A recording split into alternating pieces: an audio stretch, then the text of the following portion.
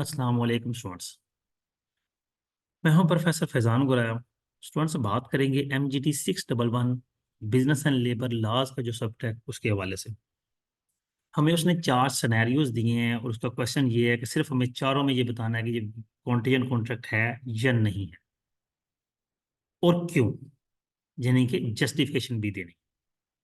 अब पहला क्वेश्चन है, ए promise to pay B a sum of. मैं थोड़ा सा पहले बता दूं कि कॉन्टीजेंट कॉन्ट्रैक्ट क्या होता है, लेकिन उससे भी पहले जो जो स्टूडेंट्स चैनल पर नए हैं वो चैनल को सब्सक्राइब कर दें। ठीक है, वीडियो को कमेंट जरूर कीजिएगा, लाइक ज़रूर कीजिएगा। और अक्सर मैंने देखा है कि स्टूडेंट्स चैनल को सब्सक्राइब नहीं करते। सब्सक्रिप्शन सिर्फ आपने क्लिक करना है, इसका आपको ना कोई फ़ायदा होता है ना कोई नुकसान होता है। ठीक है, हाँ फ़ायदा सच हो सकता है कि जो नई वीडियोस होती हैं वो जब आप यूट्यूब ओपन करते हैं फ्रंट पेज पर अक्सर औकात आपको वो डिस्प्ले हो जाती हैं क्योंकि आपने वो चैनल सब्सक्राइब किया होता है। तो अक्सर आपको अपने मतलब की वीडियो डायरेक्ट मिल जाती है, क्योंकि जब आप किसी भी वेब क्वेश्चन सर्च करने लगे हैं तो अगर उसकी वीडियो मेरे चैनल पर अपलोड हो चुकी होगी तो वो सर्च नहीं करनी पड़ेगी, वो आपको अपने फ्रंट पेज पर ही मिल जाएगी। तो ये आपके लिए काफ़ी बेनिफिशियल भी हो जाता है। ठीक है, हमारे लिए ये है कि हमारे लिए एक मोटिवेशन हो जाती है क्योंकि हम इतनी मेहनत से आपके लिए सोल्यूशन तैयार करते हैं, अपलोड करते हैं, तो इतना तो हमारा बनता है। खैर चलें वीडियो की तरफ चलते हैं। अच्छा, मैं बताने लगा था कॉन्टीजेंट कॉन्ट्रैक्ट क्या होता है। कॉन्टीजेंट कॉन्ट्रैक्ट कहते हैं ऐसा कॉन्ट्रैक्ट जिस पर श्योरिटी नहीं होती अगर होने की या ना होने की। ये मैं थोड़ा सा आपको क्लियर कर दूं कि ये मिलता जुलता है वेजरिंग कॉन्ट्रैक्ट के कॉन्ट्रैक्ट के साथ। वेजरिंग कॉन्ट्रैक्ट जो है बेसिकली जुआ जिसे कहते हैं। ठीक है, ये वेजरिंग कॉन्ट्रैक्ट नहीं है लेकिन उससे मिलता जुलता है। जुए में तो यही होता है कि काम होगा या नहीं होगा, अगर होगा या नहीं होगा। यहाँ भी ऐसा ही है, लेकिन ये अनलॉफुल नहीं है। कॉन्टीजेंट कॉन्ट्रैक्ट लीगल है, वेजरिंग कॉन्ट्रैक्ट अनलॉफुल होता है। अब देखिए मैं आपको समझाता भी हूँ। A promise to pay B a sum of ₹20,000 if there is damage of his house from fire. अगर उसका घर को आग लग जाती है तो वो उसको 20,000 रुपये देगा। अब आग हो सकता है सारी जिंदगी लगे।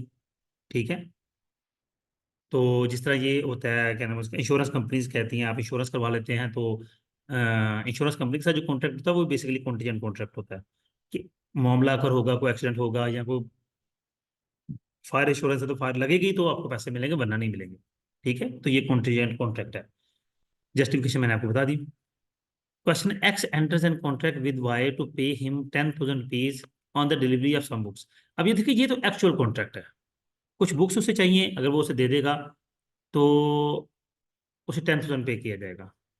अब बुक्स की फिजिकल वर्थ वैल्यू मौजूद है, तो ये एम्बिगुअस कॉन्ट्रैक्ट नहीं है अगर होगा या नहीं होगा। ठीक है, एम्बिगुअस एक्टिविटी नहीं है।